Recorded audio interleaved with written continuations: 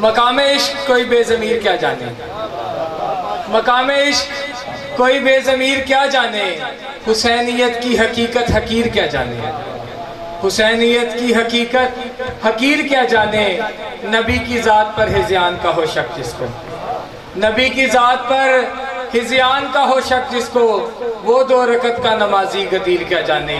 اور اب میں ملتمس ہوں جناب علامہ محمد علی حسنین صاحب سے مل کر نعرہ تکبیر، نعرہ رسالت، مل کے نعرہ حیدری۔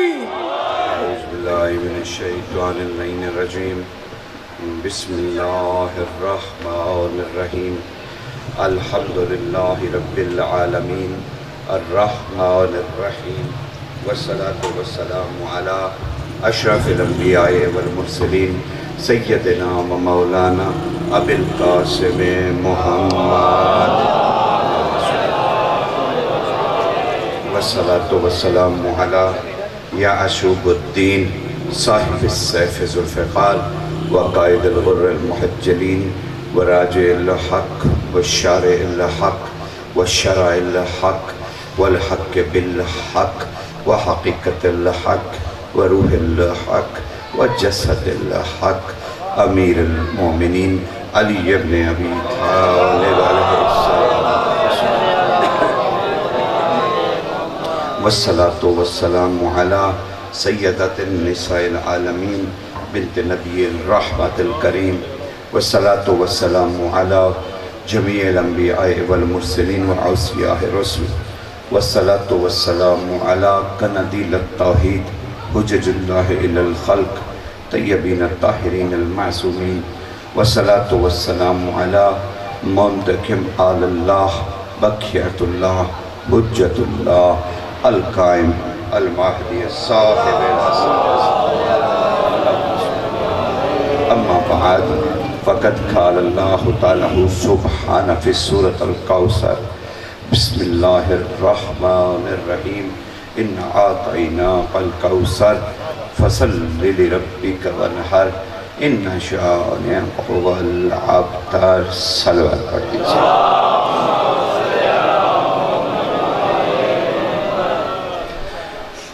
بے ساختہ علی علی کیا کیجئے تاکہ آپ کے بدنوں میں قید آپ کی روحیں وحشت محسوس نہ کریں۔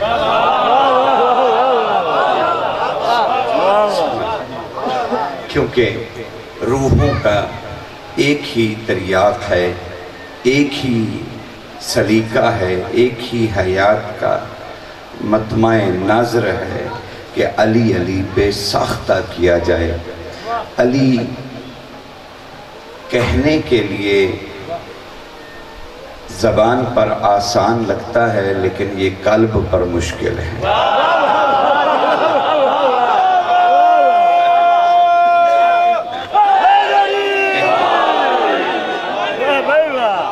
یہ یاد رکھیے گا، خدا نے اسے زبان پر آسان کر دیا ہے لیکن قلب پہ مشکل کر دیا۔ علی صرف ثواب ہی نہیں، علی عبادت خدا ہے۔ علی اے محبت، اچھا یوں سمجھ لیجئے آج کے حالات کے تناظر میں کہ مجھے تو یہ علم ہے کہ جرم محبت علی کی سزا اللہ نے جنت رکھی ہے۔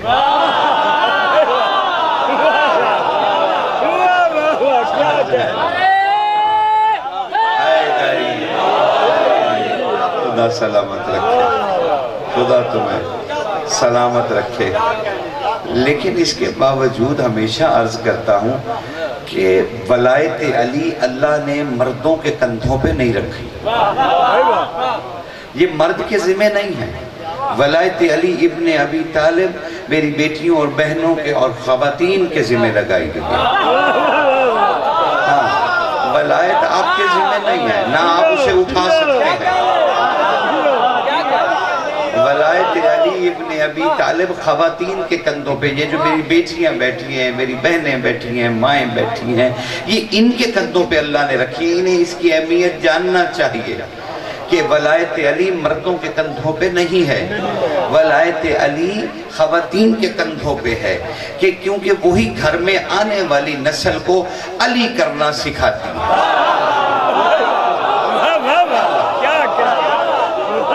مرد نے سکھایا. اور شاید اسی لیے کہ ولایت علی خواتین کے کندھوں پہ ہے، شاید اسی لیے ہم جب بغض علی کا حامل کوئی فرد دیکھتے ہیں تو بڑی عزت سے اس سے پوچھتے ہیں کہ آپ کی چار دیواری ٹھیک تھی.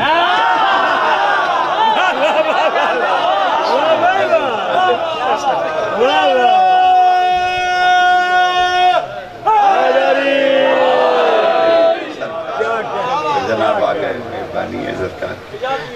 سمجھ رہے ہیں؟ خواتین کو یہ سمجھنا چاہیے کہ ولایت علی ان کے ذمہ ہے. اب آنے والی نسل اس طرح سے تیار کریں کہ انہیں علی پہ کبھی شک نہ ہو.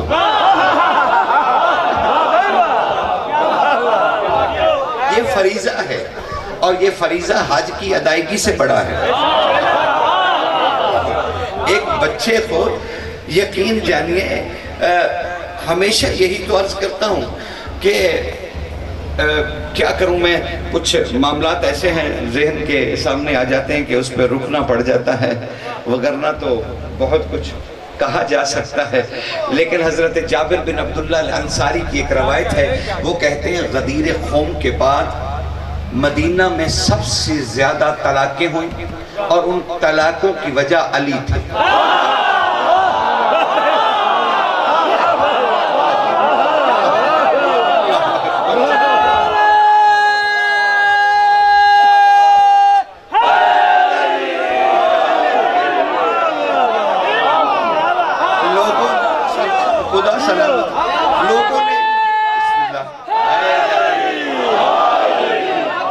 لوگوں نے اس پاک صحابی سے پوچھا، اے صحابی رسول جابر بن عبداللہ الانصاری، علی کی وجہ سے طلاقیں ہوئیں غدیر کے بعد؟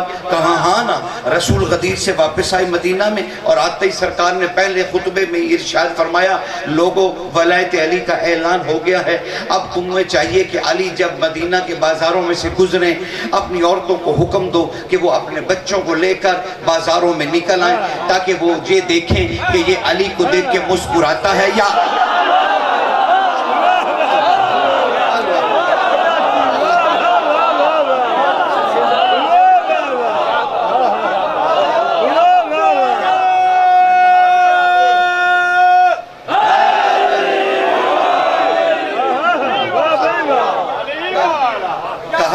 لوگ لے کے جہاں سے علی گزرتے تھے، لوگ اپنے بچوں کو لے کے باہر آ جاتے تھے. جو بچہ مولا کی طرف دیکھ کے مسکراتا اور جو منہ پھیر لیتا وہ اس بچے کو پٹخ دیتے اور گھر جا کے کہتے کہ بی بی تو فارغ ہے.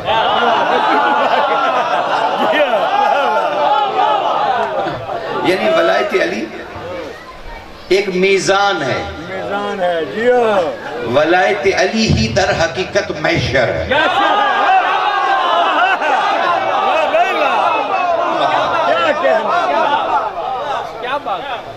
ولایت علی آئی سرکار، یہ میری خوش قسمتی ہے کہ مولا کے اتنے اچھے قرآن قدیمی ذاکر جو ہے وہ مجھے سننے کے لیے آ گئے، مجھ جیسے حقیر کو تو میری کیا کو.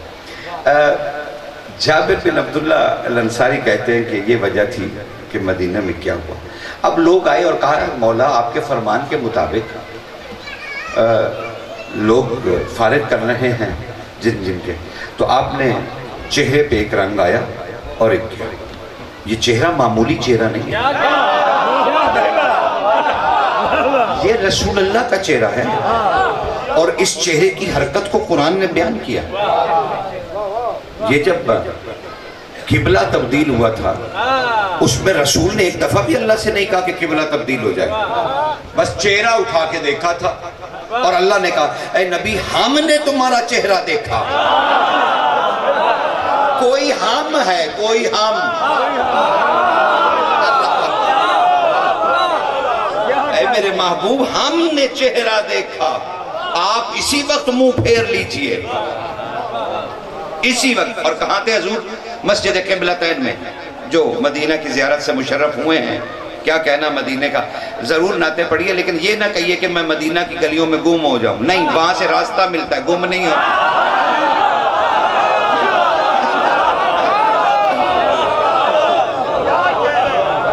جہاں سے راستہ ملتا ہے وہاں گم کیوں ہو جائے، اور جہاں سے آنکھیں ملتی ہیں وہاں انے کیوں ہو جائے؟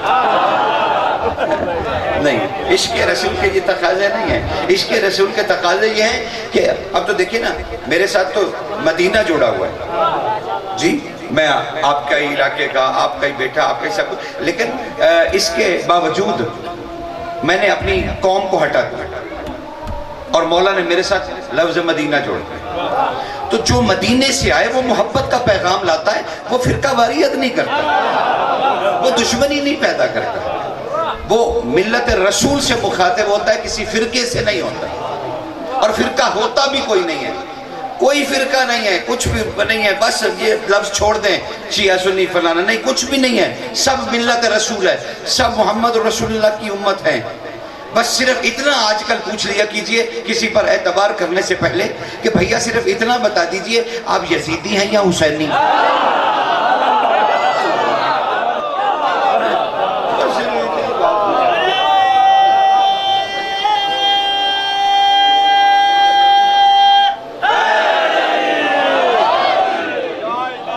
میں نے اب اتنی تنقید ہوگی، آپ متوجہ ہو گئے، اور یہی میں چاہ رہا تھا کہ آپ ہو جائیں.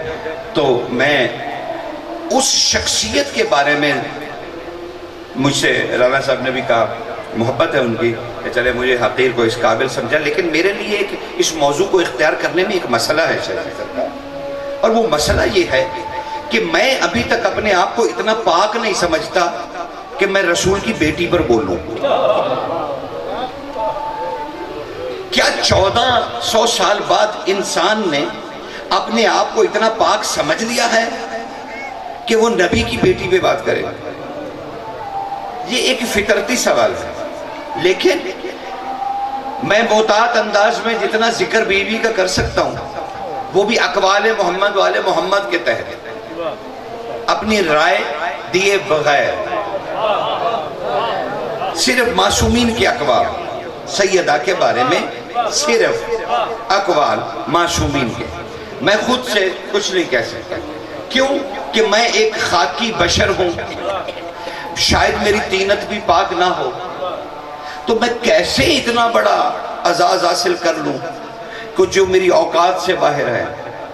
میں نے سورہ کوثر، بس اگر پہلا لفظ ہی آپ نے سمجھ لیا نا، بھئی دیکھیے میرا فطرتی پھر ایک سوال ہے، اور سوال قائم کرتے رہنا چاہیے، یہ رزق عقل ہے. کیا بات ہے، کیا بات ہے. اگر سوال قائم نہیں ہوں گے تو آپ جامد ہو گئے ہیں، رک گئے ہیں، کچھ بھی نہیں ہے. دیکھیے کھڑے پانی سے فقہ کا مسئلہ ہے، کھڑے پانی سے وضو حرام ہے، باطل ہے. تو کھڑی سوچ سے دین چل سکتا ہے؟ اگر سوچ کو سرکار روک دیا جائے تو معصومین کا پتہ چل سکتا ہے. قرآن میں 2 لفظ ہیں. ایک لفظ ہے آتینی، جیسے حضرت عیسیٰ کے لیے کہا آتینی الکتاب، ہم نے آپ کو کتاب عطا کی. وہاں ہے آ الف تے 2 نقطوں والی، جے اور نون اور پھر چھوٹی آتینا. یہاں لفظ ہے انا آتینا، الف عین اور تا. یہ دونوں لفظ آتا کے میں نے، کیونکہ ترجمہ آپ نے ایک ہی کر دیا ہے. ہم نے تمہیں کتاب عطا کی، ہم نے تمہیں کوثر عطا کی یا خیر کثیر عطا کیا. بس تھوڑی سی چپن ہوگی آپ کو، باقی سب معاملہ ٹھیک ہو جائے گا. تو وہ ذرا تھوڑی سی چپن برداشت کر لیجئے کسی اچھے کے لیے. یہ آتینی اور آتینا میں کیا فرق ہے؟ اللہ نے دونوں لفظ عطا کرنے کے معنی میں دیے، آپ نے دونوں جگہ ترجمہ ایک ہی کیا. حالانکہ ایک تے کے ساتھ ہے، ایک عین اور تا کے ساتھ ہے. دیکھیے جہاں تے نقطے والی ہے نا آتینی الکتاب، تو وہاں آتینی کا مطلب ہے کہ عیسیٰ تم حقدار تھے، ڈیزرونگ تھے، تم اہل تھے کہ تمہیں میں کتاب انجیل دوں. تو آتینی الکتاب، ہم نے تمہیں کتاب عطا کی، تم طاہر مطہر تھے. تم اہل تھے کہ تمہیں کتاب دی جائے. اور جہاں الف عین اور تا استعمال کیا جیسے حضور کے لیے ہم نے آپ کو کوثر یا خیر کثیر عطا کیا, یہاں عطا کا معنی یہ نہیں ہے کہ آپ اہل ہیں, نہیں, آپ اہل تو ہیں ہی ہیں, لیکن بطول دینے کا میں نے احسان کیا ہے.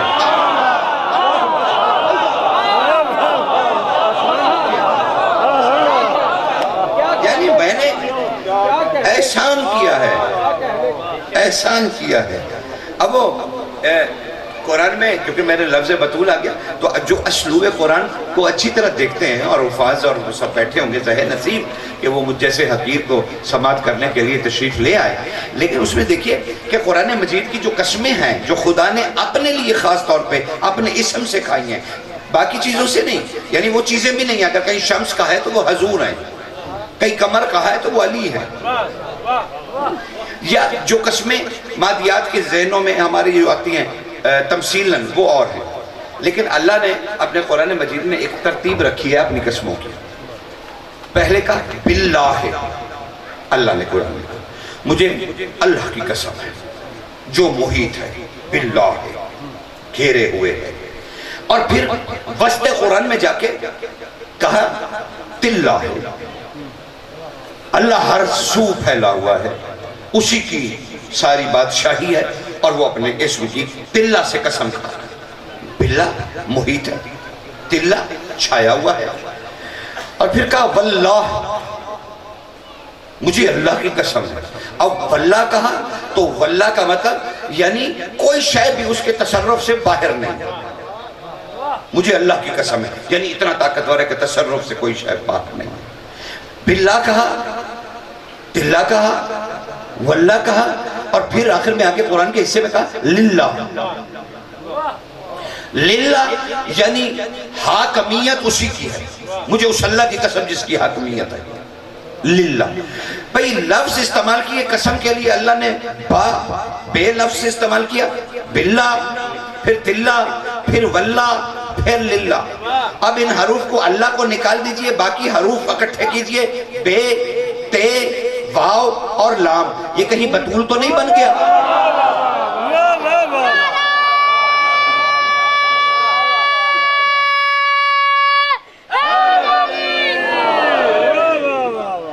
تو جس کے نام کے حروف, حالانکہ یہ لقب ہے, بطول لقب ہے, یہ نام نہیں ہے, نام گرامی کسی کو نہیں پتا. فاطمہ بھی سلام اللہ علیہ نام لینا چاہا, کیونکہ موضوع ایسا یہی میں کہہ رہا تھا کہ میرے لیے یہ پڑھنا مشکل ہے کیونکہ بار بار شہزادی کا نام لینا, لیکن کیونکہ واجب ترین امر میں سے ہے کہ جب تبلیغ ہو تو بتانا تو ہے. اب یہ اس میں جہاں ناموں کے جب تک نام سمجھ میں نہیں آئیں گے نا آگے بات نہیں بڑھ سکتی. ایک اسم گرامی ہے, لقب ہے ام ابیہا, ہم نے ترجمہ کیا باپ کی ماں. ام ابیہا بی بی کا نام ہے, کہا یہ ام ابیہا سے مراد ہے باپ کی ماں نہیں تھی. قرآن اس معنی کو نہیں مانتا, قرآن اس معنی کو نہیں مانتا, کیونکہ جہاں لفظ ام استعمال ہوا ضروری نہیں کہ وہ ہر جگہ ماں کے لیے ہو. اللہ نے قرآن مجید میں 2 لفظ استعمال کیے اور بلکہ 4 کیے, ام القرآ, ام الکتاب. تو اب یہاں کیا کہیں گے, کتاب کی ماں, زمین کی ماں نہیں, ام یعنی مرکز جہاں سے باقی چیزیں شروع ہوتی ہیں. ام الکتاب جہاں سے یعنی رسول کہہ رہے ہیں اے بطول آپ ام ابیہا ہیں, یعنی مجھ محمد کا مرکز ہو, یعنی میری رسالت تیرے ارد گرد گھومتی, وہ مرکز ہے میرا. اب ایک اور نام ہے بی بی کا, بزت منی, حدیث ہے بلکہ نام تو نہیں. حضور نے ارشاد فرمایا آپ میرے جگر کا ٹکڑا ہو. جو عربی دان ہے وہ یہ معنی نہیں لیتے, وہ حصہ کہتے ہیں, جگر نہیں کہتے. وہ لسانیات میں اسے کہتے ہیں حصہ. بس تھوڑی سی تمہید سن لو تاکہ میں کچھ عرض کرنے لگا. اگر بنیادی باتوں کا نہیں علم تو پھر لطف نہیں ہے. قرآن مجید نے 2 جگہ پہ بزین کا لفظ استعمال کیا. ایک سورہ روم میں مدت 9 سال, اور ایک حضرت یوسف کے لیے وہاں 7 سال کے لیے اور وہاں 9 سال کے لیے. یعنی اللہ نے بیضا کا معنی کچھ حصہ لیا سالوں کی شکل میں، یعنی حصہ، جگر نہیں. یعنی یوں سمجھ لیجئے کہ اگر حضور 4 حصے ہیں تو 3 حصے بطول ہیں، 1 حصہ رسول ہے. یہ ہے غزوات میں. بی بی پاک کے 4008 القاب مبارک، یعنی جو حضور نے اپنی زبان سے ادا کیے اس عرصے میں 4008. 4008 8 اور 4 12، یعنی اسماء گرامی 12 کے گرد گھومتے. بی بی کے سورہ کوثر پہ اب کچھ وہ جو سوال قائم کر رہا تھا تو میں بی بی کے تعارف کرانے کے بعد، کوثر بی بی ہیں، کوثر خیر کثیر ہیں کہ کوثر کوئی پانی ہے. آپ نے کسی سبیل کا نام بھی رکھا ہوا ہے کوثر، اور وہ کہتے ہیں آب کوثر پئیں گے، اور پھر کہتے ہیں کہ جو بندہ آب کوثر پی لے اسے پھر کبھی پیاس نہیں لگے گی. تو پھر جنت کی نہروں کا کیا فائدہ جب پی ہی کوثر لی؟ تو اب جنت میں جا کے کیا کریں گے؟ وہاں کی نہریں شہد کی، دودھ کی، پانی کی، جب پیاس ہی نہیں لگنی کیونکہ کوثر پی لی ہے. تو تینوں معنوں میں سے میں کون سا معنی اختیار کروں؟ آپ کہہ رہے ہیں آب کوثر، ساقی کوثر، حوض کوثر. حوض کا بھی معنی آپ نے لیا، جیسے تالاب ہوتا ہے ہمارے ہاں حوضیاں ہوتی ہیں، آپ نے اس کا معنی لے لیا حوض کوثر. ایک حوض کوثر ہے. ارے حوض کوثر کا معنی اگر تالاب ہے تو پھر جنگ صفین میں جب پانی پر دشمنوں نے قبضہ کر لیا تو امیر المومنین نے حضرت مالک اشتر سے یہ کیوں فرمایا تھا؟ مالک اشتر میرے حوض کو بلاؤ، میرے حوض کو بلاؤ. اور مالک اشتر نے کہا مولا میں نے پہلی دفعہ آپ کی زبان اطہر سے سنا، کون ہے یہ حوض؟ مال حوض، یہ حوض کون ہے؟ کہا حسین کو بلا لاؤ.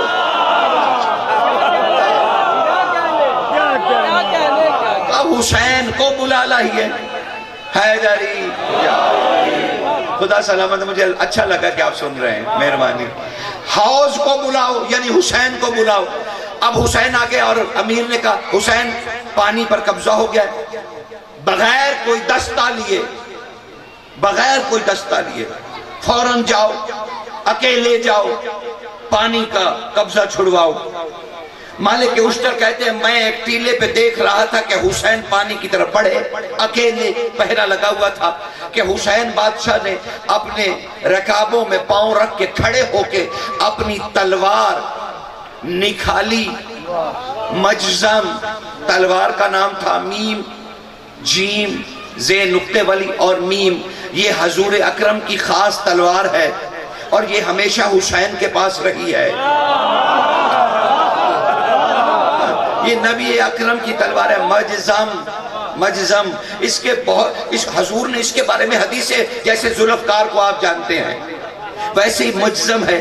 یہ حسین کو عطا کی تھی حضور نے 11 ہجری کے اثاثے میں. یہ تلوار سرکار نے کہا تھا یہ حسین کے لیے ہے. سفین میں حسین نے حضور کی یہی تلوار نکالی مجزم، اور کہنے لگے جانتے نہیں ہیں آنا میں، جانتے ہو میں انا حوض الکوثر، او میں حوض کوثر ہوں. بس یہ پتہ نہیں کیا حیبت تھی کہ لوگوں نے وہ پانی کا قبضہ چھوڑ دیا. اب یہ کچھ لڑے بغیر حسین واپس آ گئے. مالک اشتر حیران ہو کے امیر کے پاس گئے، کہا مولا صرف حسین نے، آپ نے کہا تھا حوض کو بلاؤ، حسین نے کہا میں حوض کوثر ہوں. اور یہ ریش سن کے دشمن بھاگ گئے. امام نے کہا مالک اشتر قریب آؤ، سنو حوض نام ہے حسین کا اور کوثر فضائل بطول کا نام ہے، بطول کا نام نہیں ہے، فضائل بطول کو کوثر کہتے ہیں. اِنَّا آتَيْنَاكَ الْكَوْثَرَ. اے نبی ہم نے ہی تو آپ کو بتایا کہ آپ کی بیٹی کتنی شان والی ہے.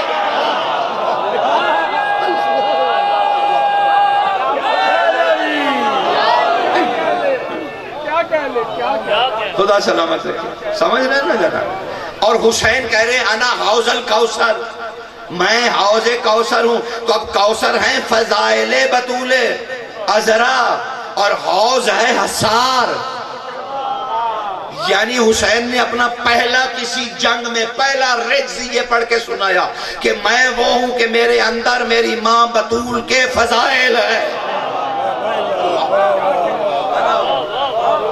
حوض کوثر. اب سنیے وہ حدیثیں کہ لوگ حوض کوثر پہ آئیں گے اور ہم انہیں پلائیں گے. یہاں پلانا ہے لفظ شرب جو ہے نا یہ ہر جگہ ایسے انڈیلنے کو اور پینے کے معنوں میں نہیں آتا, یعنی معرفت کے معنوں میں آتا ہے. رسول کہہ رہے ہیں کہ قیامت کے روز تم حوض کوثر پر ہنکائے جاؤ گے, یعنی محشر کے بعد تمہیں فضائل بطول کا سامنا کرنا پڑے گا. اب وہاں علی کھڑے ہوں گے اور ہر جگہ ساقی پلانے والا نہیں ہوتا.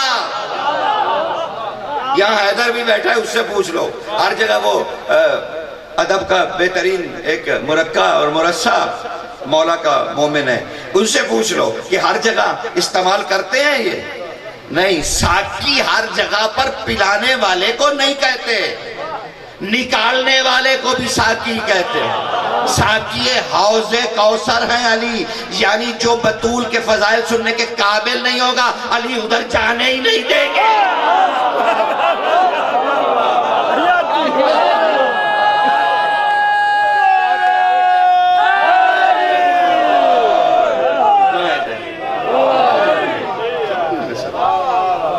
محاورہ پہ تو کچھ بھی ترجمہ کر لیجئے, لیکن آپ امت محمد کے دل سے یہ چیزیں نکال نہیں سکتے. اس میں شیعہ سنی کی تو کوئی بحث ہی نہیں ہے. سیدہ طاہرہ کے بارے میں شیعہ سنی, ہاں یہ ضرور بحث رہی کچھ عشرے پہلے, کچھ زمانہ پہلے, کہ نبی کی بیٹیاں سرکار خدیجہ سے 4 تھی یا 1 تھی. ارے دلچسپ موضوع ہے, اور قوم نے ایسے ہی بخشایا اور سر کھپایا. یقین جانیے وقت بیکار, مسجدوں میں بھی, مدرسوں میں بھی, امام بارگاہوں میں بھی, سڑکوں پہ بھی, کیفیٹیریاز میں بھی, دفتروں میں بھی قوم نے وقت ضائع کیا. کہا 4 بیٹیاں ہیں خدیجۃ الکبریٰ سلام اللہ علیہ کی. غلط کہہ رہے, 4 نہیں, آپ 2 صفریں کھا گئے ہیں. میں نے تو تاریخ میں دیکھا کہ خدیجۃ الکبریٰ ملکہ تجار کی 400 بیٹیاں تھیں. آپ نے 4 کیسے بنا لی؟ 2 صفریں کھا گئے, تھوڑی بہت بھی گنجائش نہیں چھوڑی. 400 بیٹیاں تھیں, 4 کہاں تھیں؟ تاریخ کو کیوں جھٹلایا آپ نے اور اس پہ لگے امت میں مباحثہ اور تفرقہ پیدا کرنے لگے, 1 بیٹی ہے کہ 4 بیٹیاں. ارے بھائی 400 بیٹیاں, 400 بیٹیاں, 400 بیٹیاں. اب سنو وہ کیسے ہیں. 19.5 سال کی بی بی تھی, نہیں کیا کہوں, ملکہ رسالت معاب, کیسے بتاؤں ان کی حیات مبارکہ سالوں میں. پتہ نہیں جب سے نبی ہے تب سے اس کا جوڑا ہے.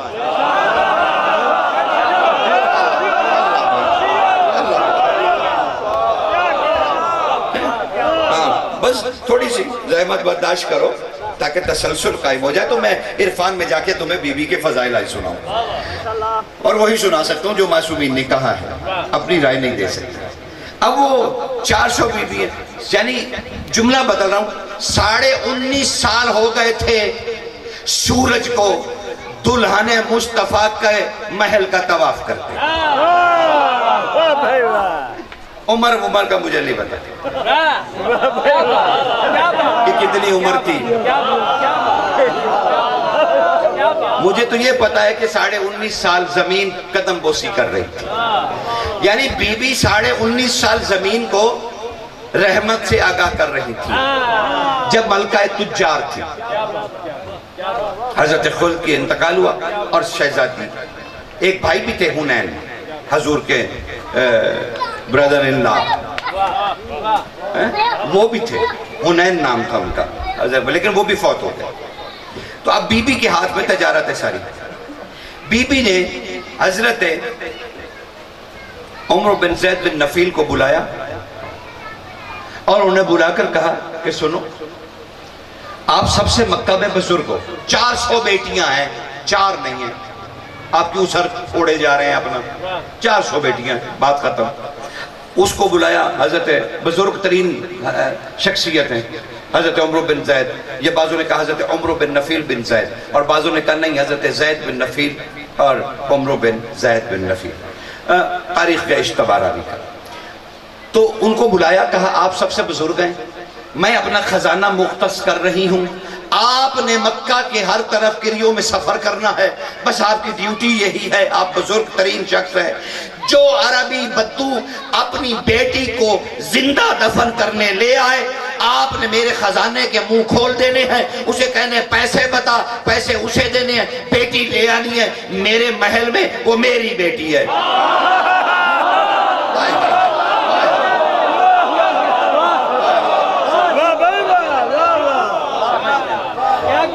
یہ حضور ابھی اسلام کا اعلان نہیں کیا، ابھی دین ظاہر نہیں ہوا، قرآن نہیں پڑھا گیا، ملائکہ نہیں اترے، یہ اسلام سے پہلے کی بات ہے. بی بی نے حکم دیا اور حضرت عمر بن نفیل بن زید یا زید بن نفیل بن عمر، جو بھی نام تھا ان کا، تاریخ کو اشتباہ ہے، وہ جایا کرتے اور جو بدو اپنی بیٹی کو زندہ دفن کرنے لگتا اسے پیسے دیتے.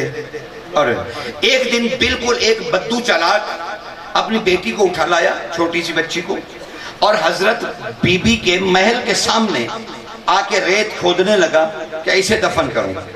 بی بی نے کہیں جھروکے میں سے دیکھا اور وفد بھیجا کہ جاؤ اس سے کہو کہ یہ جتنے پیسے لینا چاہتا ہے اتنے دے دو.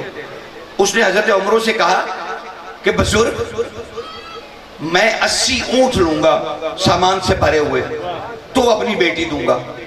حضرت عمروں نے کہا کہ سنو، میری صرف لیمٹ جو ہے نا، حد میری وہ 10,000 درہم میں سرخ ہے سونے کے، اس سے زیادہ میں تمہیں نہیں دے سکتا. ادھر بی بی نے اپنا رومال لہرایا، عمرو گئے اندر، بی بی آپ نے رومال لہرایا، کہا کیا کہتا ہے وہ تم سے بحث کر رہا تھا؟ کہا شہزادی وہ بچی زندہ درگور کرنا چاہتا ہے، قبر میں زندہ دفن کرنا چاہتا ہے، اور وہ کہہ رہا ہے کہ میں 80 اونٹ مال سے بھرے ہوئے لوں گا. شہزادی نے کہا فوراً اسے دو، 80 اونٹ فوراً دو، اور اگر وہ سارا محل اور ساری جاگیر مانگے نا وہ بھی دے دو، بچی کو بچا لو.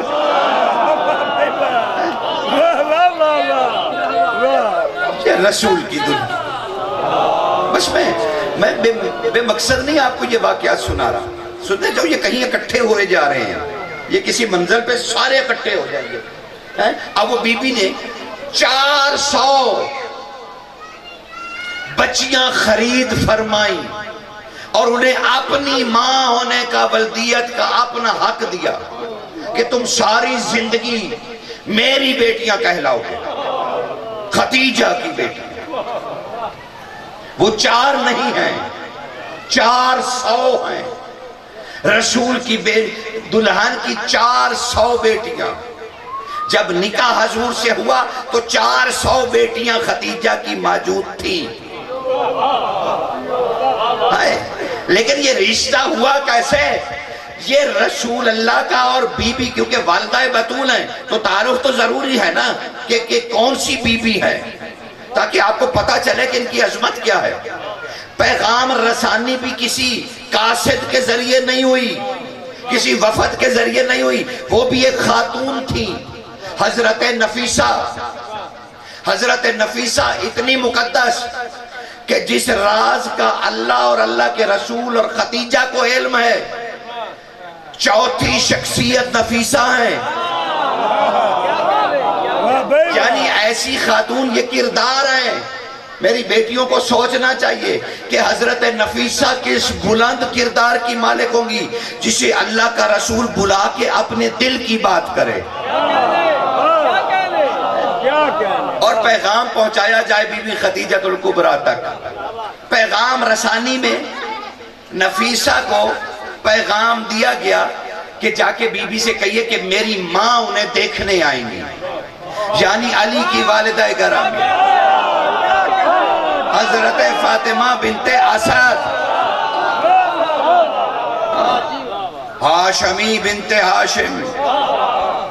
ہاں وہ ان کا حضور نے پیغام بھیجا کہ بابا ابو طالب سے پہلے میری ماں آئیں گی، یہ بطول کی ماں ہیں، ماں آئیں گی. رشتہ کیسے طے ہو رہا ہے؟ یا تاریخ کو پتہ نہیں کیا خندق ہے اس خاندان سے، کیوں چھپا دیا جاتا ہے جبکہ لکھا ہوا ہے، ہر کوئی پڑھتا ہے، اسے سمجھنا چاہیے. یہ عشق کی باتیں ہیں، محبت کی باتیں ہیں، ایمان کی باتیں ہیں، یہ تفرقے کی باتیں نہیں ہیں، یہ ظلم کی باتیں نہیں ہیں، یہ تخریب کاری نہیں ہے، یہ دہشت گردی نہیں ہے.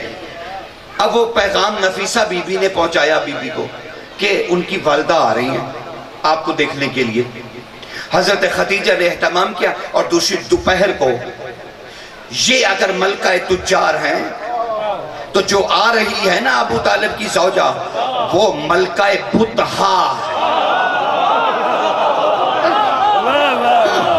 وہ ملکہ بطحا. سواری چلی کعبہ سے، کنیزوں کے جھرمٹ میں شہزادی جا رہی ہیں بہو کو دیکھنے. پتہ نہیں کتنے ملائکہ درود پڑھتے ہوئے ساتھ ہیں، پتہ نہیں کتنے انبیاء خوشی سے جھوم رہے ہیں کہ خاتم النبیین کی دلہن دیکھنے جا رہی ہے شہزادی عالم. اور جو ہی ملکہ عالم محل میں داخل ہوئی تو ایک ریشمی پردہ تھا دروازے میں، بس بی بی کا سرکار فاطمہ بنت اسد سلام اللہ کا پاؤں اس ریشمی پردے میں الجھا. بی بی ذرا سی لڑکھڑائی کہ شہزادی خدیجہ الکبریٰ تیزی سے بھاگتے ہوئی آئیں اور آ کے سرکار فاطمہ بنت اسد کو سہارا دیا اور قدموں میں بیٹھ کر پاؤں سہلانے لگی اور پہلی دفعہ لفظ گونجا حسبی اللہ.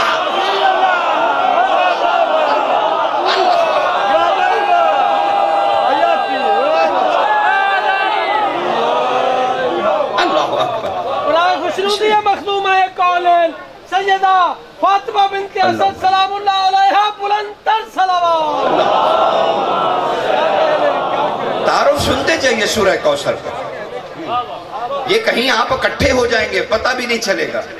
لیکن بی بی نے کہا حسبی اللہ. ملکہ عالم نے سنا، اٹھایا بہو کو، حضرت خدیجہ کو کندھے سے پکڑ کے اٹھایا، تھوڑی میں ہاتھ رکھا، چہرہ اٹھایا، نظر ڈالی. نفیسہ جلدی آؤ. جی ملکہ، ابھی جا کے میرے بیٹے محمد سے کہو کہ تیری ماں کہتی ہے با ادب ہے قبول ہے.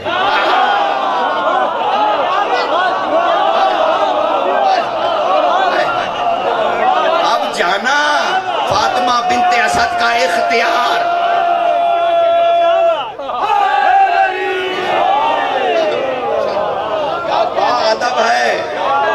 با ادب ہے، جا میرے بیٹے سے کہے با ادب ہے قبول ہے. نفیسہ نہیں سب سے پہلے یہ خوشخبری حضور کو دی تھی. حضور ٹہل رہے تھے کہ نفیسہ پہنچی. نفیسہ میری ماں گئی تھی. کہا بادشاہ تیری ماں یوں لڑکھڑائی، ہماری مالکن آگے بڑھی، انہوں نے پہلی دفعہ ہمارے کانوں نے لفظ اللہ سنا. مالکن نے کہا حسبی اللہ. حضور مسکرائے. کہا ماں نے کیا پیغام بھیجا؟ کہا آپ کی ماں کہتی ہے با ادب ہے، با ادب ہے قبول ہے. نفیسہ بہن، اگر آج میری ماں کہہ دیتی کہ یہ قبول نہیں تو پھر قیامت تک محمد کا کوئی کفر ہی نہ ہوتا.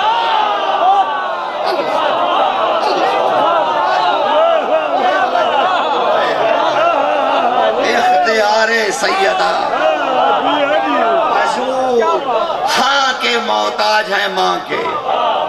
یہی تو سیرت مصطفیٰ ہے. ادب کتنا سکھایا جا رہا ہے. اور یہ اب سنو، اب یہاں ایک بات روک رہا ہوں. اب ایک اور بات کی طرف جا رہا ہوں، پھیلاتا جا رہا ہوں اور علی مشکل کشا اکٹھا کریں گے. ڈر نہیں ہے مجھے، کیونکہ جو علی پھیلانا سکھاتا ہے وہ سمیٹنا بھی بتاتا ہے، کیونکہ باب علم ہے. ہمیں یہ نہ کہو کہ حضور کی شان نہیں بیان کرتے، علی کی ہر وقت کرتے ہیں. ارے آپ سمجھا کیجئے، اگر باب سمجھ میں آ گیا تو شہر بھی آ جائے گا. ہم علی کی تعریف اس لیے نہیں کرتے کہ نعوذ باللہ وہ حضور سے ہم انہیں بڑھا دیتے ہیں، نہیں، ہم تو کہتے ہیں اگر محمد نہ ہوتے تو علی کا وجود ہی نہ ہوتا. وجود علی مظہر مصطفیٰ، کیونکہ باطن ہے علی. اب وہ ایک اور جانب چل گیا. بھائی دیکھیے، حضرت آدم سے لے کے خاتم تک، حضور سے پہلے تک یعنی عیسیٰ بادشاہ تک، اور پھر زمانہ فطرت بیچ میں آ گیا، اور اس میں خاندان بنی ہاشم کے پاس چاہے عہدہ امامت تھا یا رسالت تھا یا نبوت تھا. زمانہ قائم رہا، 571 سال قائم رہے. لیکن بات یہ کرنا چاہتا ہوں کہ ہر نبی کی پیشانی میں محمد و آل محمد نہیں چمکے. ہاں، یہ غلط فہمی ہے آپ کو کہ ہر نبی کی پیشانی میں یہ چمکے. نہیں، یہ مخصوص نبی ہیں جن کی پیشانیوں میں یہ چمکے ہیں. اور یہ 5 تن بھی پورے نہیں تھے، 4 تن تھے، یعنی صرف مرد حضرات. مرد حضرات. ویسے تو میرے پاس ایک بڑا قیمتی سوال ہے، پنجتن پاک میں 4 مرد ہیں تو ایک خاتون کیوں ہے؟ یہ عورت جو ہے یہ کیوں ہے؟ یعنی بی بی کی جنس، اس پہ بات ابھی اگر کہیں آ گیا ضمن تو اس پہ بات کروں گا کہ بی بی 4 میں خلق کیوں ہوئی. لیکن ابھی تو مجھے عرفان میں جانا ہے. آپ نے مجھے یہ نہیں کہنا کہ ٹائم ہو گیا، آپ نے مجھے 4 گھنٹے سے بٹھایا ہوا ہے. ہاں، رانا صاحب کو بھی وارننگ دے رہا ہوں. بالکل بالکل، شاہ صاحب بیٹھے ہوئے ہیں، اب ان کے سامنے تو مجال نہیں ہے، جرت بھی نہیں پڑتی. لیکن اب آپ نے مجھے پڑھنے دینا، لیکن میں بڑی جلدی سے، یہ نہیں کہ آپ کو زحمت دوں گا، تکلیف دوں گا. میں یہ عرض کر رہا ہوں کہ یہ سارے نبیوں کی پیشانی میں نہیں چمکے، ساری نبیوں کے پیشانی میں نہیں چمکے. 4 تن نور حضور کا، علی کا، حسن بادشاہ کا، حسین بادشاہ کا. یہ 4 تو ہر نبی میں، جیسے اب مثالیں دے رہا ہوں جلدی سے سمجھ لو. جیسے حضرت ابراہیم کے زمانے میں حضرت لوط بھی نبی ہیں. ابراہیم اور حضرت لوط خالہ زاد بھائی ہیں. لوط حضرت اپنی قوم میں نبی ہیں، حضرت ابراہیم اپنی قوم میں ہیں. دونوں کا ایک ہی زمانہ ہے، لیکن نور محمد مصطفیٰ و آل مصطفیٰ ابراہیم کی پیشانی میں ہے، لوط کے پاس نہیں ہے. نزاکتیں سمجھ رہے ہیں نا. اب حضرت اسماعیل ابراہیم کے بیٹے ہیں، دونوں نبی ہیں، حضرت اسحاق بھی اور حضرت اسماعیل بھی، دونوں بھائی ہیں، دونوں ابراہیم کے بیٹے ہیں. حضرت اسحاق کی لڑی میں انبیاء بنی اسرائیل ہیں، جبکہ سرکار ابراہیم کے خاندان رسالت ہے. لیکن نور نبوت جو ہے وہ حضرت اسحاق کی پیشانی میں نہیں ہے. ادھر نبوت ضرور ہے، انبیاء کا نور ضرور ہے، لیکن محمد کا نور نہیں ہے. یعنی وہ اہل نہیں قرار پائے. ہائے ہائے، نبی ہیں، نبیوں کے باپ ہیں، لیکن نور مصطفی نہیں اٹھا سکتے. نور مصطفی ابراہیم کی اولاد میں سے صرف اسماعیل کو ملا، یعنی حضرت اسماعیل نے وہ بوجھ نور کا اٹھا لیا. اور پھر آگے وہی نور جو بنی اسرائیل کے نبیوں کو نہیں ملا تھا، ادھر حضرت قصا نے اٹھا لیا، حضرت نزار نے اٹھا لیا، حضرت لوئی نے اٹھا لیا، حضرت عبد مناف نے اٹھا لیا، حضرت ہاشم نے اٹھا لیا، عبد المطلب نے اٹھا لیا، ابو طالب اور عبداللہ نے اٹھا لیا.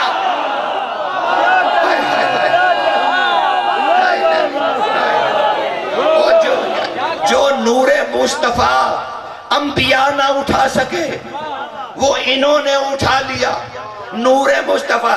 ارے ابو طالب کا کلمہ سننے سے پہلے مہربانی تو کرتے, یہ تو دیکھتے کہ ابو طالب نے نور اٹھایا ہوا ہے.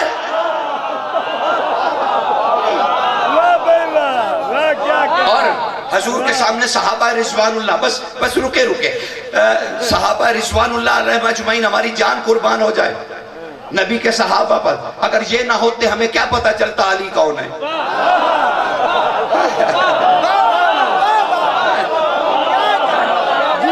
ہمیں کیا پتا چلتا, ہمیں کیا پتا چلتا, ہمیں کیا پتا چلتا,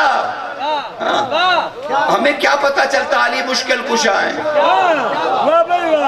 اگر دوسرے خلیفہ راشد نہ فرماتے کہ میں 70 مرتبہ فرمایا, ایک دفعہ بھی نہیں 70 مرتبہ فرمایا, میں ہلاک ہو جاتا. اگر علی نہ ہوتے, یا یہ دعا کی اے اللہ مجھے اس وقت زندہ نہ رکھنا جب علی مشکل کشائی کے لیے نہ ہو, تو ہلاکت کی بات کی, میں ہلاک ہو جاتا. اگر علی نہ ہوتے میں ہلاک ہو جاتا. تو ہلاکتیں دو طرح کی ہوتی ہیں, ایک ہلاکت کے کسی جنگ میں جان چلی جائے کہ انسان اپنی زندگی سے ہی ہاتھ دھو بیٹھے, اور دوسری ہلاکت کے 3 ہاتھ سے نکل جائے, اب پتہ نہیں انہیں کون سی ہلاکت کا سامنا تھا.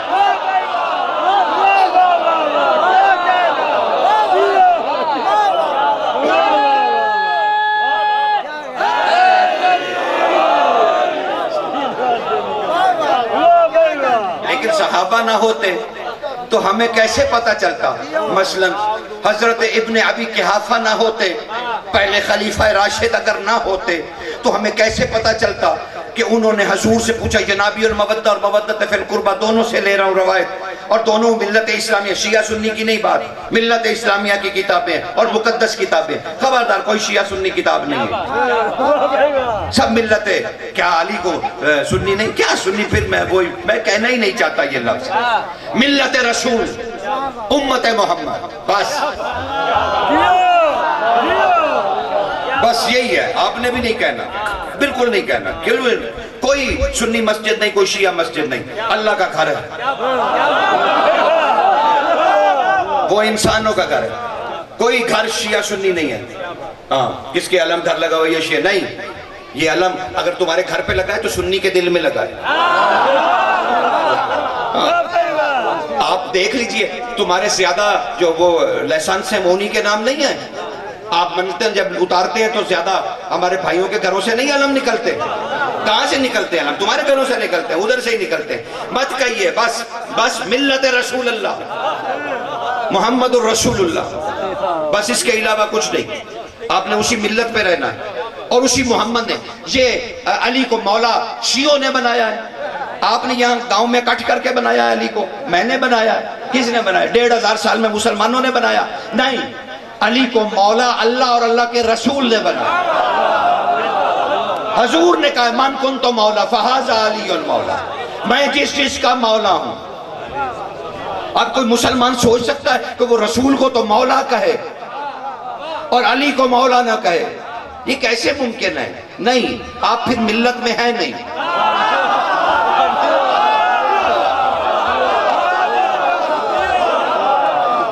یہ ممکن نہیں ہے, یہ ممکن نہیں ہے. آپ ایسا مت کیجئے.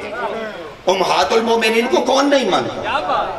میں نے یہ نبی المودہ سے ابھی روایت لے رہا ہوں. حضرت ابن ابی قحافہ تشریف فرمائے کہ صحابہ بیٹھے اور علی پہ بات ہو رہی ہے کہ ان کی جنگیں, عادیات کی جنگ, سلاسل جسے کہتے ہیں, وہ جہاں پہ گھوڑے کی قسمیں کھائی گئی ہیں, تو اس پہ بات ہو رہی تھی کہ اچانک سرکار نے کہا علی کے اتنے فضائل ہیں کہ اگر میں بیان کر دوں تو تم مریم کے بیٹے عیسیٰ کی طرح علی کو ماننے لگ جاؤ گے اور تمہیں سمجھ ہی نہیں آئے گی علی کون ہے. تو تب سرکار ابن ابی قحافہ نے, خلیفہ راشد اول نے ارشاد فرمایا, سرکار ہمیں کچھ بتائیے نا علی کے فضائل. تو اب رسول اللہ نے کہنا شروع کیا. دونوں کتابوں کے نام میں نے لے دیے. حضور اکرم صلی اللہ علیہ وسلم, قال رسول اللہ صلی اللہ علیہ وآلہ وسلم, یا معاشر الاصحاب, اے میرے صحابیوں, اے میرے دوستوں, اے میرے پیاروں, اے میرے عزیزوں, اے کچھ تو میرے بیچ میں رشتہ داروں,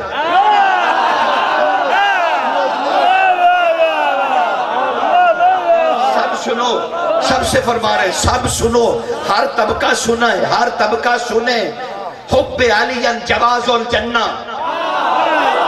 رسول نے کہا تعالی نبی اکرم صلی اللہ علیہ وآلہ وسلم کا حب علی جواز الجنہ، علی کی محبت جنت میں جانے کا واحد جواز ہے. یعنی اگر یہ جواز نہ ہوا تو جنت نہیں جا سکتے. سرکار ابوبکر نے ارشاد فرمایا یا رسول اللہ من زائدنا، میرے مولا علی کے بارے میں کیا وجد ہے؟ حضرت ابوبکر کا کیا وجد ہے؟ وہ فرمانے من زائد، یا رسول اللہ دل نہیں بھرا، کچھ اور بھی کہیے. تب قال رسول اللہ صلی اللہ علیہ وآلہ وسلم یا معاشر الاصحاب، او میرے صحابیوں، حب علی، حب علی، حب علی افضل من عبادت السنہ. اگر کوئی ایک لمحہ علی سے محبت کرے تو وہ 1 سال کی عبادت سے افضل ہے.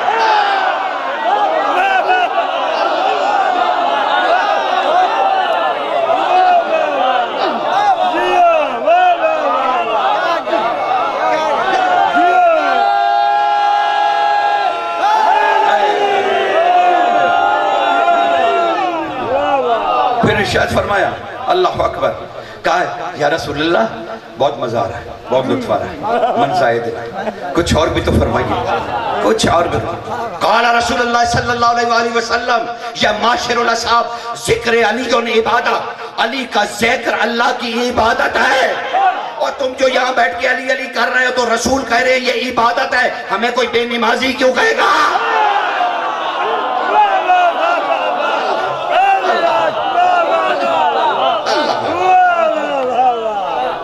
اور حضرت ابوبکر نے عملی طور پہ بھی ثبوت دیا. گھر میں داخل ہوئے، علی بیٹھے تھے حضور کے پہلو میں، اور وہ ٹک ٹکی باندھ دیکھتے رہے دیکھتے رہے دیکھتے رہے دیکھتے رہے، حتیٰ کہ ام المومنین نے ارشاد فرمایا ابا جان آپ کیا دیکھ رہے ہیں علی کے چہرے کی طرف؟ کہا چپ کر، دیکھتے ادھر ہی رہے. کہا چپ کر، میری عبادت نہ توڑ، میری عبادت میں خلل نہ ڈال. اور رسول نے کہا علی کا چہرہ دیکھنا عبادت، اور میں دیکھ علی کو رہا ہوں عبادت اللہ کی کر رہا ہوں.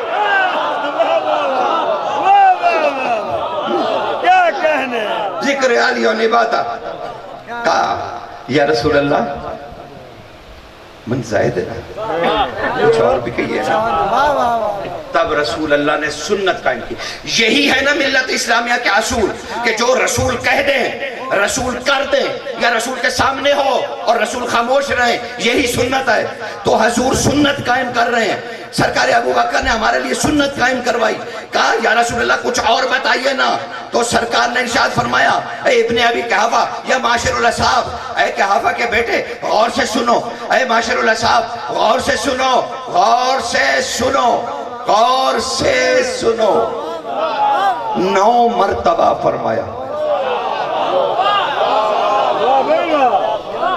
9 مرتبہ فرمایا. کیا فرمایا؟ اتنے میں علی آ گئے. ابھی کہ 9 مرتبہ شاید اسی لیے کہہ رہے تھے کہ بے علی بھی آ جائے. 9 مرتبہ کا علی آ گئے. اور جب علی آ گئے، یہ سورہ کوثر کی طرف جا رہا ہوں. ہاں میں نے کئی تعارف کرا دیے ہیں، رسول کے بی بی کے والد کا، بی بی کے ساس کا، بی بی کی والدہ کا، بی بی کے شوہر کا، اور ابھی بی بی کے بچوں کا، اور پھر بی بی پہ واپس آ جاؤں گا. یہ طواف کر رہے ہیں سب بطول کا. ہاں ابھی وہ نور والی بات ذہن میں رکھنا کہ نبی نہیں اٹھا سکتے. ابھی تو بات بڑی ہے، ابھی تو محفل جمی ہے، ابھی تو تذکرہ ہوگا. ہاں اتنی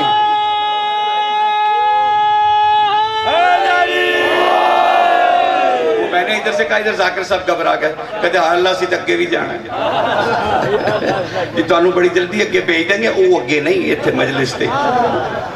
نہیں آپ سنیں، مولا آپ پر بھی واجب ہے، آپ پر بھی واجب ہے محمد والے محمد کا ذکر سننا. آپ پہ تو زیادہ واجب ہے، آپ ذاکر ہیں. میں تو خیر آپ کی جوتی اٹھانے کے بھی قابل نہیں، لیکن آپ کو سننا چاہیے. اب وہ کہا 9 مرتبہ ادھر سے علی بادشاہ ہے. کہا یا علی، گنتے جائیے گا، یا علی لحموں کا لحمی، یا علی دموں کا دمی، یا علی عزموں کا عزمی، یا علی نفسوں کا نفسی، یا علی قلبوں کا قلبی، یا علی فکروں کا فکری، یا علی یا علی، یہ کتنی دفعہ 7 مرتبہ نبی نے کہا یا علی یا علی. تو اب یہ نہ کہو یا علی بدعت ہے، یا علی سنت ہے.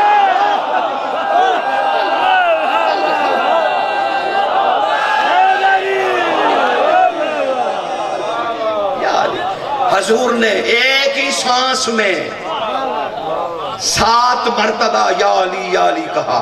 یا علی تیرا خون میرا خون، یا علی تیری ہڈیاں میری ہڈیاں، یا علی تیرا سانس میرا سانس، یا علی تیری روح میری روح، یا علی میری فکر تیری فکر. یعنی اس سے بڑا اور کیا درجہ ہوگا علی کا؟ ہڈیاں علی کی رسول کی، جسم رسول کا، خون رسول کا، سوچ رسول کی. ہائے کتنا. اور یا علی کی تکرار رہی، یا علی کی تکرار رہی. اور پھر ایک شہزادہ ہے جس کے لیے سورہ کوثر نازل ہوئی تھی. عاص بن وائل لعین نے حضور کو تانا دیا، تیری کوئی اولاد نہیں ہے، تو خود ہی خود ہے، اور جب آپ چلے جائیں گے اس دنیا سے تو تیرا کوئی نام لینے والا بھی نہیں ہوگا. تب بی بی تھی، جب عاص بن وائل نے کہا تھا تب بی بی تھی، بی بی تھی. سورہ کوثر بھی تھی. یہ کہاں نازل ہوئی تھی سورہ کوثر؟ حج کرنے جاتے ہو نا عرفات میں، وہ جو مسجد نمرہ کہلاتی ہے وہ مسجد کوثر ہے. حضور عرفات کے میدان میں تھے، غمگین ہو کر اس کے تانے سے ادھر گئے اکیلے میدان میں، اور وہاں پر سورہ کوثر نازل ہو گئی. یہ سورہ کوثر وہاں نازل ہو گئی، اور اس مسجد نمرہ کے دروازے پہ لکھا ہوا مسجد کوثر، یعنی سورہ کوثر وہاں نازل ہوا. سورہ کوثر بھی موجود تھا، بی بی بھی موجود تھی، لیکن رسول غمگین تھے کہ مجھے ابتر کہا ہے عاص بن وائل نے، عمرو بن عاص کے باپ نے. تعارف بھی تو ہو نا پورا کی کون ہے. اب یہ مدینے آگے رسول ہجرت کر کے، ابتر اس نے کہہ دیا، قرآن نے رد کر دی. سرکار آ گئے مدینہ ہجرت کر کے. جب امام حسن مجتبی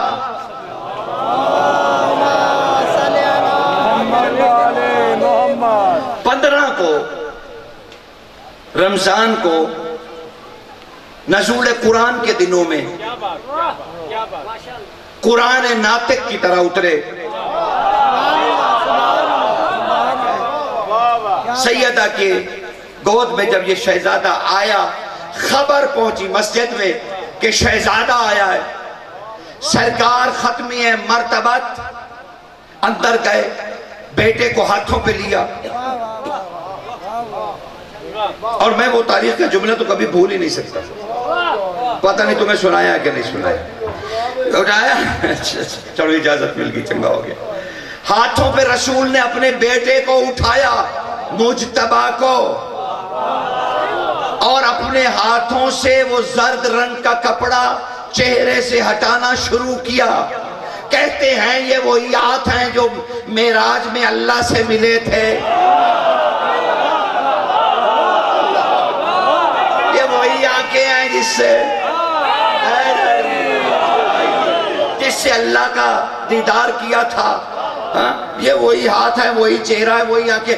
اب رسول نے اپنے بیٹے کے چہرے سے، لیکن اب کیفیت میں نہیں جاؤ گے تو تمہیں جملے کا لطف بھی نہیں آئے گا، ورنہ ملا کے منہ سے کیا جملہ نکلے گا.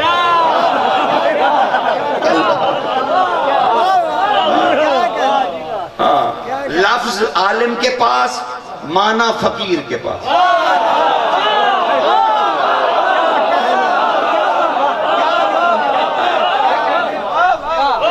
بس میں سمیٹنے کی طرف بڑھ گیا ہوں. بسم اللہ. سرکار سرکار.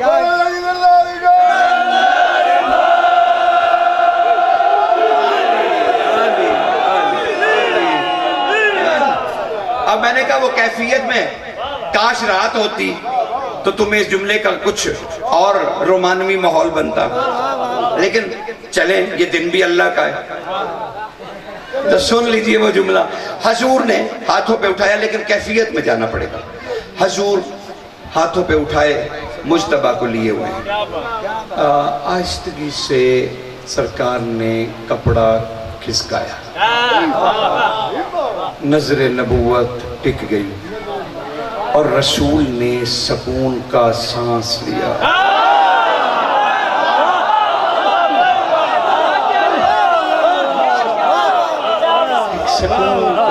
ایک سکون کا اور ساتھ ہی نبی نے ایک تاریخی جملہ ہمارے لیے دیا تاکہ امت کو اس کا پتہ چل جائے کہ میرے ہاتھوں پہ کون ہے. ایک ٹھنڈا سانس سکون کا, خوشی کا حضور نے لے کے کہا, اے میرے اللہ, آخر میری محبت میں تمہیں اپنے جمال سے پردہ ہٹانا ہے.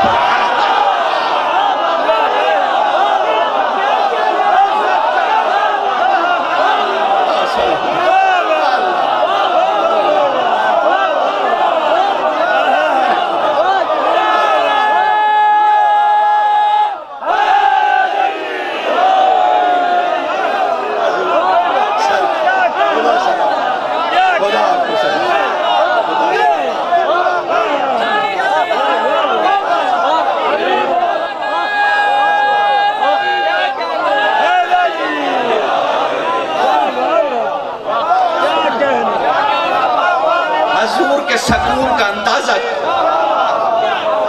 حضور کے سکون اور اللہ کا حمد اور اللہ کا شکریہ ادا کیا. آخر میری محبت میں آخر تجھے اپنے جمال سے پردہ ہٹانا ہی پڑا, یعنی جمال خدا ہاتھوں پہ. بس ادھر حسن آئے ہاتھوں پہ, ادھر حضور تیزی سے مسجد نبوی میں آئے اور آکے کہنے لگے, وہ میرے پیارے صحابہ رضوان اللہ, تم میں سے کون ہے جو اپنی نبی کی خوشی کے لیے ابھی اسی وقت گھر جائے بغیر, سواری کا انتظار کیے بغیر اسی وقت مکے میں جائے اور جا کے کعبہ کے دروازے میں کھڑا ہو کر بوڑھے عاص بن وائل کو پکار کر کہے کہ محمد کہتا ہے میں ابتر نہیں, حسن آ گیا.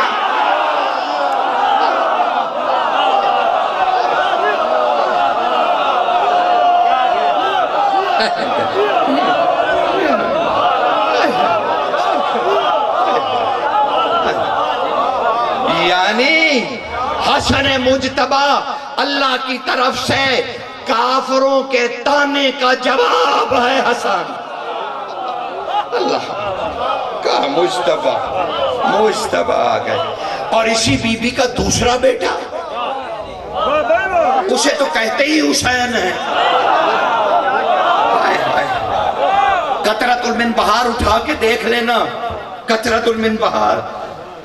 آیت اللہ مستنبت رحمت اللہ لکھتے ہیں کہ اسم حسن, اسم علی, اسم حسین, یہ سب اللہ کے اسماء ہیں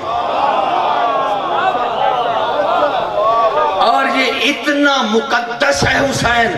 اب اٹھا کر دیکھو التوحید شیخ صدوق علیہ رحمہ کی, اس میں اسماء الہی میں ایک اسم درج ہے اور اس کے نیچے اس کی شرح بھی ہے کہ اگر کوئی حسین کے غم میں آہ کہہ دے, آہ حسین, اللہ نے کہا یہ آہ لفظ نہیں ہے, مجھ اللہ کا نام ہے. ارے جس کے غم میں آہ کہنا اللہ کا اسم بن جائے. یہ اس کا بیٹا, دو اس کی بیٹیاں ہیں, میں کیا عرض کروں وہ کون ہے. انوار مجسم زمین پر وہ ہیں. اب واپس پلٹو کہ ہر نبی کی پیشانی میں نور مصطفیٰ نہیں ہے, مخصوص نبی ہیں, مخصوص خاندان ہے جو اس نور کو اٹھائے ہوئے ہیں, لیکن 4 تن کا ہے. ان نبیوں میں طاقت نہیں کہ نور بطول اٹھا سکے. اس کے لیے معراج پر رسول کو بلایا گیا. اور سبحان اللہ جی یسرا بعبدہ, اور میرے نبی سیر کرنے کے لیے آئیے, ذرا مجھے کچھ بات کرنی ہے, آئیے میں آپ کو اپنی آیات کبریٰ دکھاؤں. حضور کہتے وہاں مجھے بتایا گیا اے مصطفیٰ دو باتوں کے لیے آپ کو بلایا ہے، ایک ولایت علی کو نافذ کرو اور دوسرا آج تجھے بطول کا نور دے رہا ہوں کیونکہ اسے کوئی نہیں اٹھا سکتا سوائے تیرے، سوائے تیرے۔ حضور اس نور کو لے کے آسمان سے زمین پر آئے، 40 دن کعبہ میں رہے، پھر سیدہ کے پاس گئے، کہا شہزادی شہن میں آئیے، کہا سرکار آپ 40 دن گھر نہیں آئے، پڑھ لینا بہار الانوار اور دوسری کتابیں، کہا 40 دن آپ نہیں آئے۔ سخی نے کہا اللہ کا حکم تھا کہ جو نور آسمان سے لے آئے ہو نا 40 دن اکیلے رہو تاکہ تیری پیشانی میں وہ اس طرح سے میں رکھ دوں کہ تم جہاں جہاں سے گزرو میری مخلوق مر نہ جائے۔ بطول سیدہ کا نور، کہا خدیجۃ الکبریٰ باہر آئیے، ام المومنین سیدہ خدیجۃ الکبریٰ باہر تشریف لائیں، صحن میں آکے رسول نے اپنی ہتھیلی کو بلند کیا، کہا آئیے میرے ہاتھ پہ ہاتھ رکھیے، بس دونوں کے ہاتھ پہ ہاتھ آئے، ایک نور ہے جو حضور کے ہتھیلی سے سیدہ کی طرف منتقل ہو رہا ہے اور اس کی لہر آسمان کی طرف بلند ہو رہی ہے، بس تھوڑی دیر میں وہ نور حضور کی ہتھیلی سے بی بی خدیجۃ الکبریٰ کی ہتھیلی میں آیا، اور جس نور کو سوائے محمد کے کوئی نہ اٹھا سکا پھر خدیجہ نے اٹھایا۔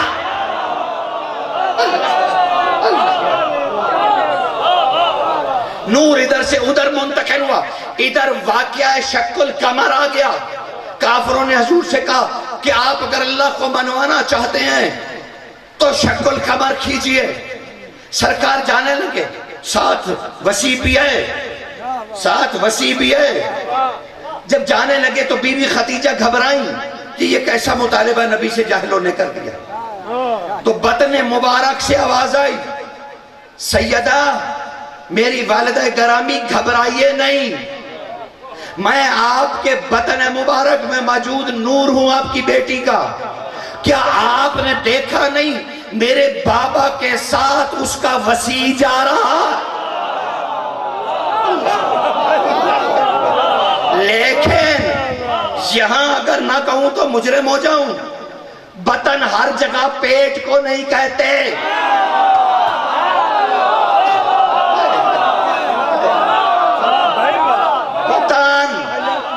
عربی میں جو جانتے حفاظ بیٹھے میرے سامنے کوئی جاہل تھوڑی لوگ بیٹھے ہیں، بطن مبارک ہر وقت پیٹ کو نہیں کہتے، اگر ہر وقت پیٹ کو کہتے تو پھر باطن کیا ہے،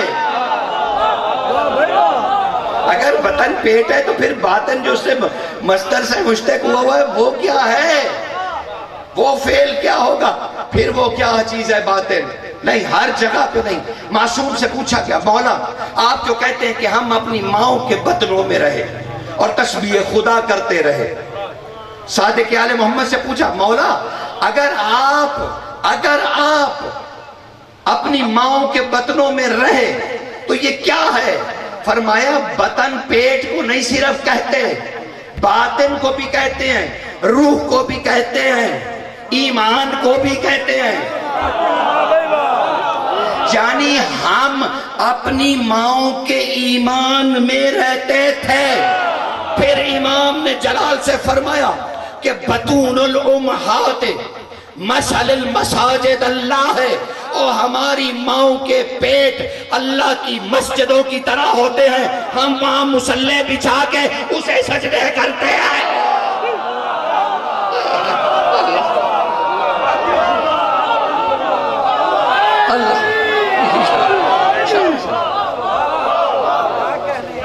بطن مبارک سمجھ میں آ گیا نا، بطون کہ یہ ہر جگہ پیٹ کو نہیں کہتے، معاف کر دیجئے اتنے سرسری معنی نہ لیا کیجئے، ایمان کو بھی بطن کہتے، یہ کہتے ہم وہاں موجود تھے، لیکن یہاں تو شہزادی عالم کا تذکرہ ہے، حضور کی پیشانی سے بی بی کو منتقل ہو، آپ تشریف لائیں شہزادی، اس دنیا کمال ہو گیا، اللہ کا پردہ، حجاب اللہ وہ آ گیا، حجاب کمال ہو گیا، کمال ہو گیا،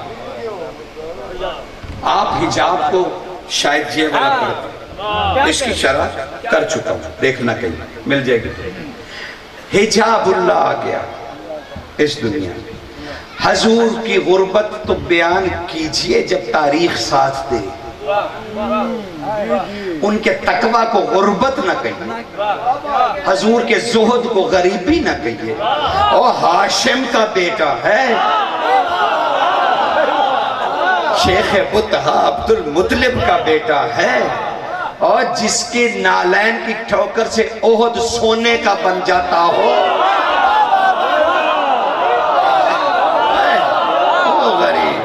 وہ غریب بھیڑے چراتے تھے۔ ارے کبھی منطق بھی سمجھی، کبھی علم الکلام بھی سمجھا کہ نبی بھیڑے کیوں چراتا ہے؟ اللہ نے نبی سے اپنے آپ کو منوانے کے لیے بھیجا ہے یا بھیڑے چرانے کے لیے؟ لیکن ہر نبی نے بھیڑے چرائیں۔ کیوں چرائیں؟ کیونکہ نبی کو حوصلہ پیدا ہو، کیونکہ بھیڑ بکریاں شریر جانور ہیں، یہ اکٹھی نہیں رہتی، کچھ بھاگ کر ادھر، کچھ ٹولہ ادھر، کچھ گروپ ادھر، کچھ بیٹھ گیا، کچھ چل پڑا، کچھ بھاگ گیا، کچھ آ گیا۔ یہی قوم کا حال ہوتا ہے، یہی نبی کی امت کا حال ہوتا ہے۔ اللہ بکریوں کے ساتھ رکھ کے نبی کو حوصلہ دیتا ہے۔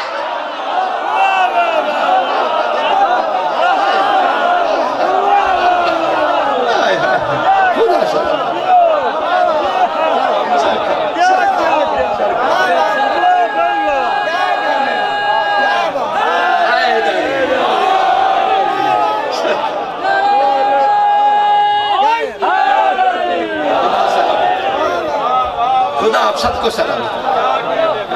حضور بھیڑے بکریاں نہیں چرا، ہر نبی کی سنت ہے، اللہ اس پر لازم کرتا ہے تاکہ وہ امت سے گھبرائے نہیں۔ وہ دیکھے کیا بھاگتی ہوئی پہاڑ پہ چڑھ رہی ہیں، کیا بھاگتی ہوئی اتر رہی، کچھ گھروں کو بھاگ گئی ہیں، کچھ سینگ سے سینگ لڑا رہی ہیں۔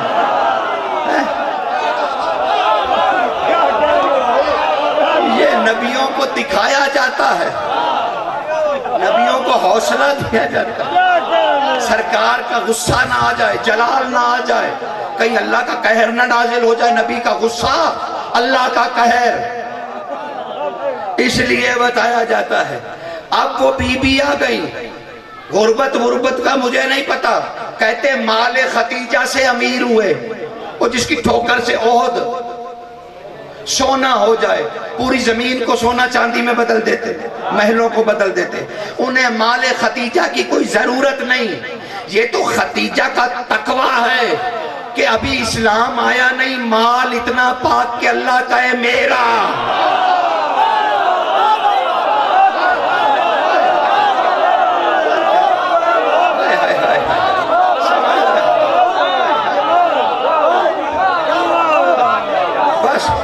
بس میں مجھل ہو گیا، میرے سے زیادہ بزرگ تھے، میں نے انہیں بٹھائے رکھا، لیکن بی بی کو اب حضور کعبہ میں تھے کہ اطلاع ملی کہ شہزادی کا نور طلوع ہو گیا۔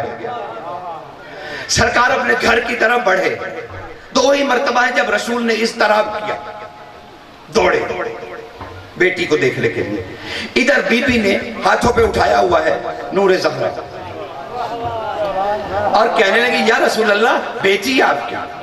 حضور نے آگے بڑھ کے چہرے سے حجاب ہٹا کے دیکھنا چاہا تو بی بی نے کہا یا رسول اللہ آپ پہلی دفعہ اپنی بیٹی کو دیکھ رہے ہیں، میں چاہتی ہوں کہ اس کا صدقہ اتار دیجئے۔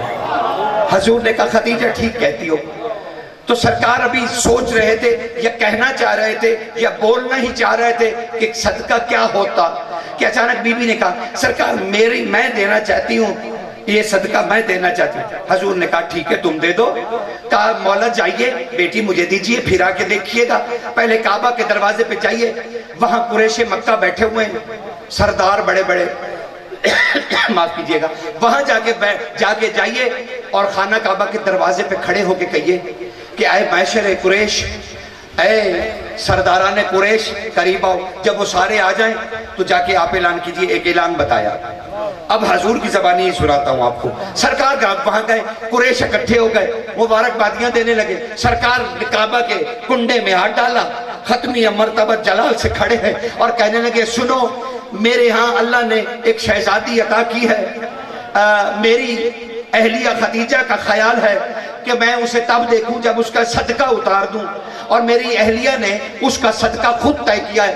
اے قریش کے سرداروں، میری دلہن کہتی ہے کہ 13 لاکھ درہم کہ تم اس کے مقروض ہو، وہ میری بیٹی کی پہلی نظر پہ تمہیں معاف کیا ہے۔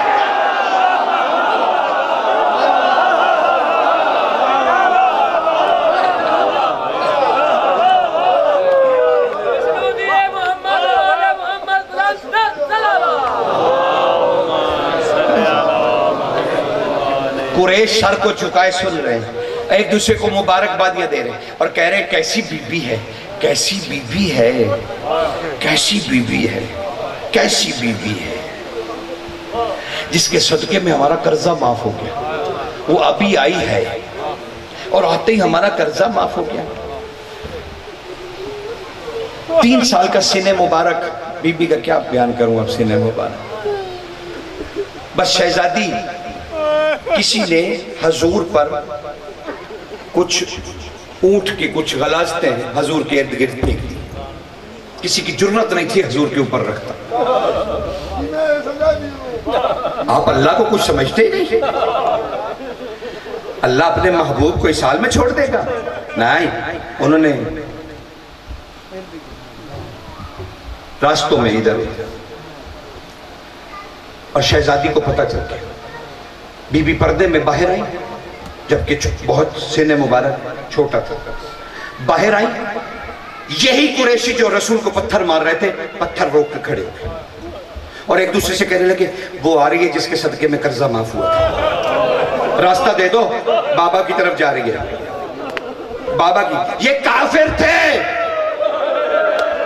محمد کے احسان کو یاد رکھے ہوئے، اور جنہوں نے کلمہ پڑھا وہ دروازے پہ آگ لیے۔ کافر کہہ رہے ہیں بطول کو راستہ دو، مسلمان کہہ رہے ہیں آگ لگا دو۔ اندر سے کہہ رہی تھی او میں محمد کی بیٹی، باہر سے کہہ رہے تھے کون محمد؟ اور دروازہ گرا، امت اندر داخل ہوئی، زیارت کر کے واپس پلٹی، لیکن اتنی بڑی زیارت تھی کہ محمد کی بیٹی کی پسلیاں ٹوٹ گئی۔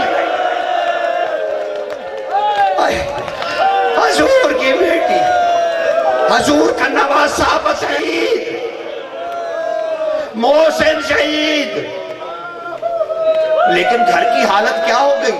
مسلمان جو زیارت کر کے گئے تھے، سلیمان فارسی کہتے ہیں کہ علی بادشاہ نے مجھے کہا سلیمان جا حمزہ کی بیٹی کے گھر، اسے کہے علی ایک چادر مانگتا ہے، محمد کی بیٹی کا بدن ڈھانپ دو۔ بڑے گھر میں کچھ نہیں تھا، سب امت لے گئی۔ اور پھر کون سی جگہ ہے جہاں امت نے محمد کی بیٹی کو نہیں رلایا؟ اور کہیں تازیہ نے کیا تھا؟ زہرا کی بیٹیوں کا قصور، اور تم نے نیزوں سے کلمہ